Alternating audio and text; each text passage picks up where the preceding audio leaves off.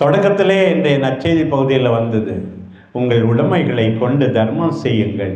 கடவுள் கொடுத்துருக்கிறதெல்லாம் உன்னுடைய சொத்து கிடையாது. உன்னுடைய அழகு உன்னுடைய சொத்து கிடையாது. உன்னுடைய திறமை உன்னுடைய சொத்து கிடையாது. உன்னுடைய நிலம் உன்னுடைய சொத்து கிடையாது. நீ தற்காலிகமாக பார்த்து கொள்ள, அதை வைத்து நல்லது செய்ய கடவுள் கொடுத்திருக்கிறார். இல்லை, என்ன பெரிய பிரச்சனைனா, நான் தான் எல்லாத்துக்கும் அதிபதின்னு நினைக்கும் போது, பிரியமானவர்களே, இன்றைக்கு ஆண்டவர் அழைக்கிறார் பாருங்கள். உன்னிடம் ஒப்படைத்திருக்கிறேன் இந்த அழகான மனைவியை, இந்த கடின உழைப்பாளியான கணவரை எப்படிமா பார்த்துக்கிற?